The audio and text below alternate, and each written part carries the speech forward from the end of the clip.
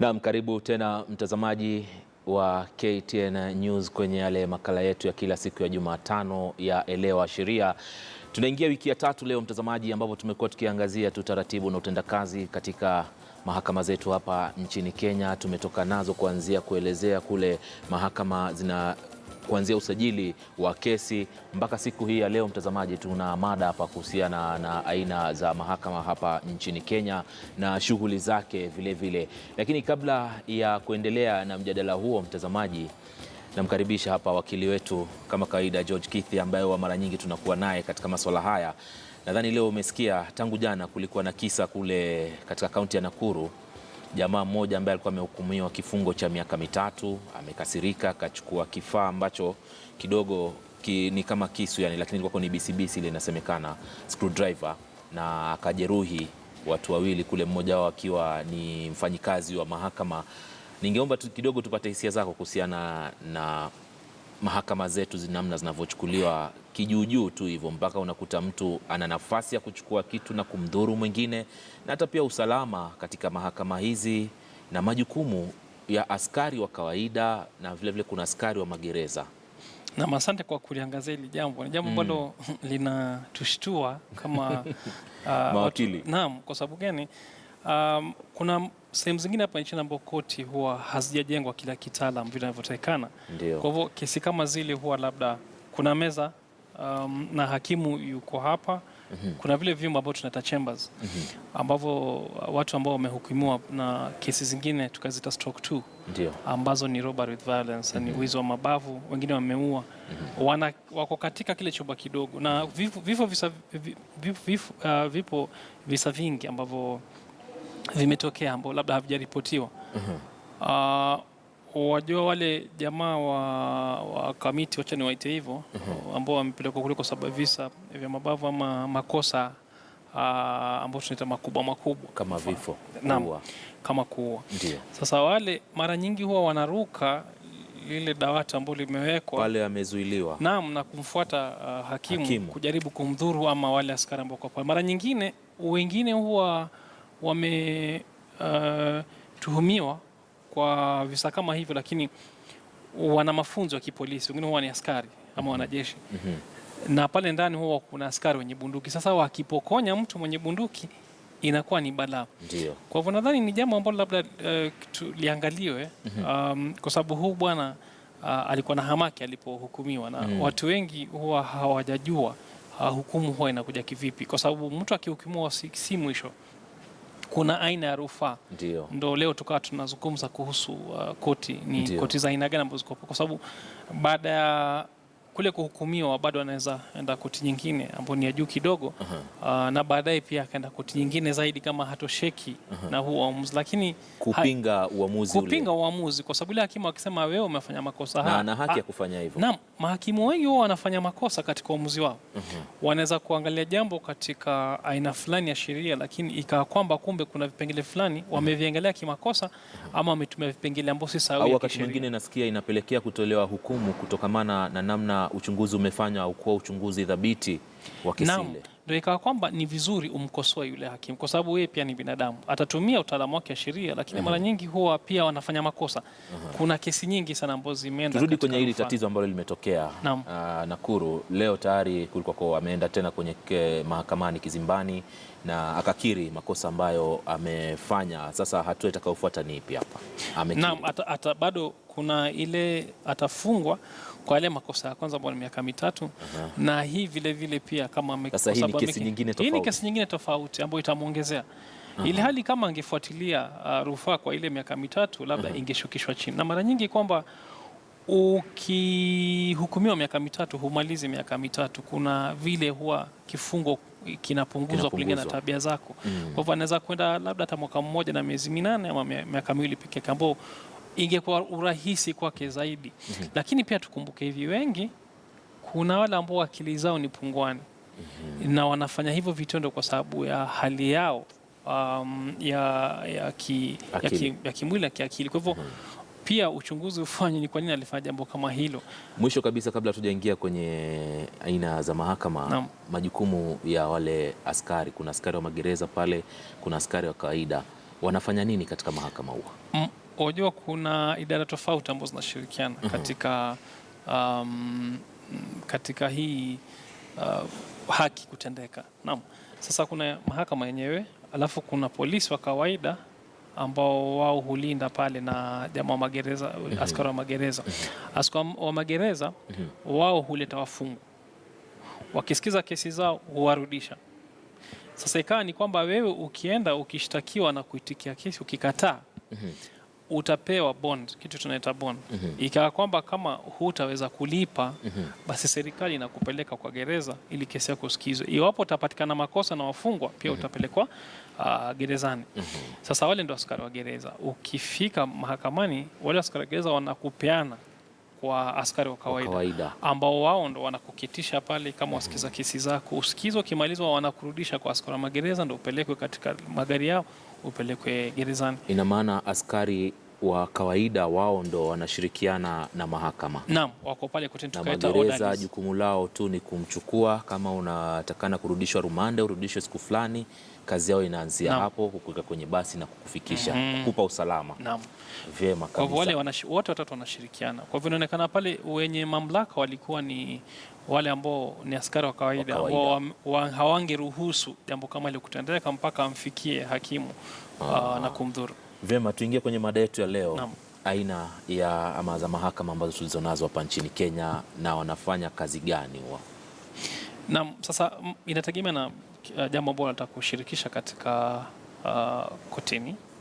Kwa mfano kuna mahakama ambazo zinahusiana na mambo ya kama mtu ameshtakiwa tukaita criminal offense, tukaita criminal courts. Sasa hizo huanzia chini. Kuna kesi ambazo zinasikizwa na mahakimu wale wa chini kabisa, tukaita magistrates. Alafu baadaye rufaa, kama mtu amekataa ule uamuzi wa hakimu, anaweza kukata rufaa kwa ile tukaita high court. Baada hapo kuna court ya rufaa, court of appeal. Sasa hapo ni mwisho. Ile Supreme Court ni kama kuna aina fulani ya malalamishi yanayohusika na haki za mtu ama kuchunguza kama kuna aina ama vipengele fulani vya katiba ambavyo labda vimekiukwa. Sasa ile tukaita ni criminal, ambapo ni aina yake ya koti. Alafu kuna zile koti za kawaida ambapo sasa ni watu kama haki za mtu kibinafsi zimekiukwa, ambazo hazihusu serikali. Kumbuka kwamba criminal ni serikali ndio mlalamishi. Ikawa mtu yalalamika, lakini serikali ndio yalalamika kwa niaba ya mtu. Kwa hivyo ndio unaona kwamba yule kiongozi wa mashtaka huwa ni yolipwa na serikali na ni wa serikali. Hizi kesi zingine sasa ni wewe washtaki mtu mwingine, jina lako dhidi ya jina la mtu mwingine. Kwa hivyo huwa unashirikisha wakili wako ama mwenyewe unajiwakilisha. Hivyo pia kuna zile koti za chini kabisa tukazita magistrate court. Kuna kesi zingine wazipeleka kule kulingana kwa mfano na pesa ni ngapi. Siku hizi ni milioni 20 kwenda chini, huwa ndo nazipeleka kwa magistrate court. Juu ya hizo lazima uende high court kama tuseme ile value ama pesa ambazo zinahusika. Na baada ya hapo ukitoka magistrate court ukaenda tena high court, ikani kukata rufaa kama hujakubaliana na uamuzi huo. Alafu baadaye ukaenda koti ya rufaa ambayo ni court of appeal. Vile vile huendi Supreme Court ambayo ni koti ya juu kabisa, isipokuwa kama kuna vipengele fulani vile ambavyo nimeelezea. Kwa hivyo si kesi yoyote ambayo inaweza enda Supreme Court. Lakini kuna kesi kama hizi za uchaguzi. Naam, kesi za uchaguzi zinaenda koti za kawaida. Kwa mfano MCAs wanaenda kesi za chini ambayo ni magistrate court. Alafu wabunge magavana wakaenda high court. Lakini Supreme Court katika kesi za uchaguzi, hiyo huwa ni kura rais, presidential election peke yake. Wengine kama wana malalamishi kuhusu katiba ama haki zao, basi wanaweza enda paka Supreme Court, ambao kidogo kuna chache ambazo zilienda huko kwa uchaguzi uliopita. Na kuna zingine ni kuhusu labor courts ambazo zinahusu wafanyikazi na waajiri, ikiwa wamehitilafiana ama kutofautiana kidogo ama sana, inategemea. Sasa ikawa kwamba koti ndogo hazijapewa mamlaka hizi magistrate court, unaanzia high court ambao ni labor court. Lakini juzi kulikuwa na mtafaruku kidogo kwa sababu yule chief justice aliondoka, mkuu wa mahakama Justice Willy Mutunga alipeana nguvu kwa koti za chini kusikiza kesi kuhusu mashamba, lakini katiba ikawa kwamba inapeana mamlaka kwa high court peke yake ambayo tunaziita environmental and land courts za high court. Sasa kesi ikawakilishwa kule Malindi na majaji watatu ama hakimu watatu wakasikiza kama ni kweli vile sheria ilivyo inawapa magistrates mamlaka ya kusikiza kesi za chini, kesi za kuhusu mashamba. Na koti kama kwamba kesi kuhusu mashamba hazisikizwi na magistrate, zinasikizwa na high court peke yake. Kwa hivyo unaanzia high court, kama unataka kukata rufaa unakata court of appeal. Ina maana kwamba zile kesi ambazo zilikuwa zimeanza kusikizwa katika koti ya magistrate sasa itabidi zianze kusikizwa upya tena katika mahakama ya juu. Lazima wawakilishe watu, sasa watawakilisha hizo koti upya kwa high court, kumaanisha zinaanza mwanzo kabisa. Naam. Na ilikuwa kwa hivyo ni makosa kupeleka hizo kesi kwa magistrate, na pili ni kwamba chief justice yeye kusema kwamba magistrate wasikize kesi kama hizo pia ilikuwa ni makosa. Naomba uzungumzie kesi ama koti zile za watoto. Naam. Ndio. Naam, ni muhimu. Koti za watoto ni nyingi, ni watu wangependa kujua ni vipi mtu anawakilisha. Ni koti za urahisi sana kwa sababu stakabadhi zake zinaruhusika, hazina tukaita ile technicalities. Kwa sababu umuhimu wake ni kwamba haki ya mtoto iweze kutimizwa. Nakumbuka kwamba unaweza peleka malalamishi kuhusu mtoto ama haki za mtoto mtu yoyote yule, si lazima uwe mzazi, si lazima uwe ndugu, mtu yoyote yule ambaye anaona kwamba mtoto anadhulumika anaweza peleka malalamishi. Pili ni kwamba unaweza peleka malalamishi hayo bila kufuata labda ule ugumu ambao unafuata na kesi zingine. Unapeleka makaratasi yako, bora umefuata ule mtindo ambao unaruhusiwa, ikawa kwamba utasikizwa. Na mtindo wenyewe ni wa usajili wa ile kesi na vile maandishi yanavyokuwa yanavyoanza. Alafu maombi unaweza enda omba kupitia kwa kitu note application kama unataka labda school fees ilipo mboni karo, kama unataka mtoto anunuliwe nguo ama ni mgonjwa na labda mzazi mmoja ikiwa ni baba na mama hawataki kumkidhi yule mtoto. Lakini muhimu ni kwamba pia ukifika pale kama huna pesa za kulipa utawaelezea koti ambayo tunaita registry. Watakueleza vile unaweza fuatilia. Na koti yenyewe ina jukumu la kusikiza tashwishi ama kesi kuhusu mtoto, haki ya mtoto. Kwa hivyo wengi huenda hapo wakiwa wamekosana, kwa mfano na bwanake ama bibi yake, aka kwamba kwa sababu wamekosana zile kero zao wanazipeleka kwamba huyu akija nyumbani amelewa, huyu akija nyumbani ama anakuja nyumbani baada ya siku 2-3. Sasa zile huwa hazisikizwi. Hata kama jambo hili linafanyika, lakini ni lazima uliambatanisha na kwamba jambo hili ambalo analifanya linaharibu maisha ya mtoto. Kwa mfano kama kuna bwana yapiga bibi yake mbele ya watoto, ikawa ni makosa. Kama yeye yapiga bibi yake ndani ya chumba chao, hayo ikawa huwezi kuyapeleka mbele ya koti kama hiyo, kwa sababu haihusiani na uhusiano wa bibi na bwana, inahusiana na mambo ya mtoto. Kumaanisha kuna koti zingine ambazo zimewekwa kutatua mizozo hii ya kifamilia. Kwa hivyo kama unataka kwa mfano talaka, utaenda kwa kadhi, kwa wahusika, na uenda kwa koti ambayo inahusika ya kawaida ambayo utaenda kushtaki kuhusu talaka. Lakini mambo kama huwezi kuleta kwa mfano kwa koti ya watoto. Kwa hivyo kama mtu kwa mfano ana kesi yake, lazima ajue ataanzia koti gani. Mambo ya watoto kwa kesi ya watoto, mambo kuhusu uajiri kwa koti zake. Kuna zingine ni kuhusu mazingira. Kwa mfano tumeona mambo ya watu kujenga nyumba karibu na kingo za mto. Naam, mambo hapa usiki ikawa kwamba kuna koti maalum za kuhusu mambo ya mazingira. Kabla hujafika huko pia kuna koti ndogo ndogo tukaizaita tribunals. Ile tribunals huwa ni koti maalum ambazo zina wataalamu. Hususan wengi huwa si judges, si wataalamu wa kisheria, lakini wana utaalamu. Kwa mfano katika environment ni mtu ambaye amesomea masuala ya mazingira, mambo ya mazingira. Sasa yeye anawekwa pale kusikiza bila kufuata kanuni nyingi za kotini, ili mradi kwamba watu watakuja pamoja wasikize bila kufuata zile tunaita technicalities, ili mradi kwamba haki itendeke pale. Kama sasa huku kubaliana, ndio unakata rufaa kwa High Court moja kwa moja. Naam, ndio. Na kuna koti ya mahakama hizi za Kiislamu, unaweza kuzungumzia pia umuhimu wake kadhi? Naam, sasa koti za kadhi ni koti ambazo zinahusiana na mambo ya kibinafsi ambayo yanafuata mafundisho ya kidini na Qur'ani. Ikawa kwamba kwa mfano talaka za Kiislamu si sawa na talaka za ndoa za kawaida, aidha Kikristo ama zile ambazo watu wanaenda kwa mfano kule kwa registrar wa marriage ambayo ni mwandishi ama msajili wa ndoa, hazifuati kanuni hizo. Ikawa kwamba kuna vile bibi anaweza kupeana talaka Kiislamu ama bwana akapeana talaka Kiislamu, kuna mikakati yake kama imefuatwa. Ni vipi na kuna tashishi fulani, ni vipi inaweza amuliwa na talaka ikipeanwa, nani yamlipa nani fidia. Ikawa kwamba ni mambo yanafuata, na pia katika urathi ikiwa wote ni Waislamu, kwa sababu kama wote si Waislamu haizifuatwa, lakini kama wote ni Waislamu katika urathi ni vipi kama watu wamewachana, kwa mfano nani yamlipa fidia nani na itafuata kivipi. Mara nyingine pia kuna watoto wakikubaliana, kama kuna vile watoto watakavyofidiwa, mara nyingine pia husikizwa na kadhi.